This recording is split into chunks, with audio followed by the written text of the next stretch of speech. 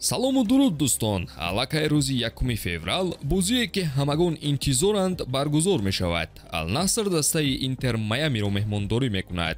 мо мухлисон дубора ба ҳамоии Роналду ва Мессиро бори дигар шоҳид хоҳем шуд. Ба ҳамин хотирам имрӯз интервюи якчанд бозингаронро пеш аз бозӣ ҷамъ овардем, ки дар он ҷо суханони худи Месси ҳам ҳастанд. Навору дастгирӣ карданро фаромӯш насозед дӯстон ва ҳамзамон ба канали мо обуна шавед.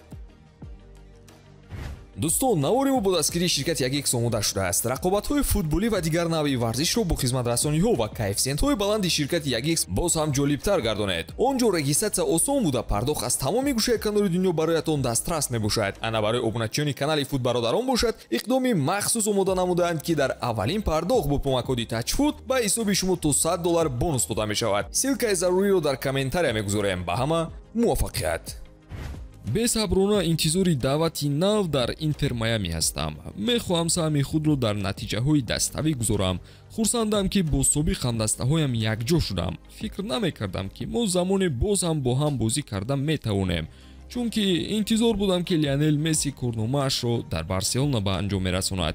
соли 2019 мо ният доштем, ки ҳама ҷоизаҳоро соҳиб шуда ҳамон ҷо анҷоми корнома кунем. Аммо аввал ман ва баъд дигарон аз даста рафтанд. Мо бояд боз сӯи ҳадафҳои калон ҳаракат кунем. Чаро ки дастаи мо барои 4 ҷом рақобат накунад? Ҳамаш аз мо вобастагӣ дорад. Мо бояд инро дар майдон исбот кунем. Бозӣ бо Ал-Наср санҷиши хубе мешавад. Он ҷо топ бозингарон ҷамъ омадаанд. Рақобат бо Роналду ҷолиб мешавад. бозӣ бо Интер Майами рақобати дӯстонае барои мо хоҳад буд.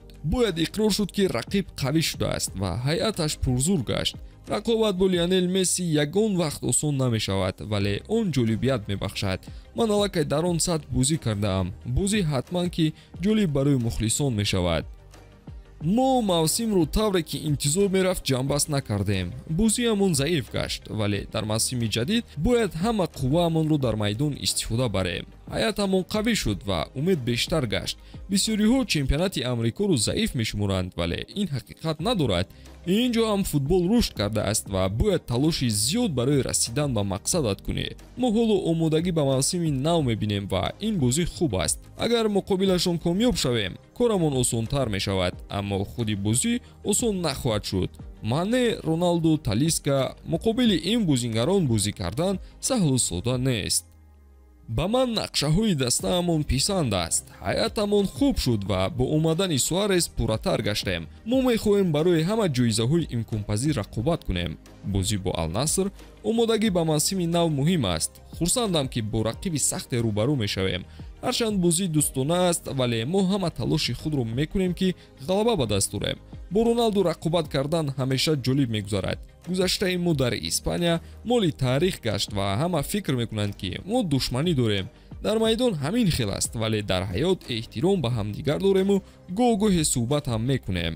ба ҳамдигар барои рушди касбият кӯмак кардем, то ба ин қуллаҳо расида оем. бозӣ бо Ал-Насрро интизор ҳастам. ба ҳамин тамом дӯстон, вале ба фикри шумо ки билохира ғолиб меомада бошад? Ал-Наср ё худ Интер Майами? ҳатман дар комментария қайд кунед ва навори ҷадидро мунтазир бошед.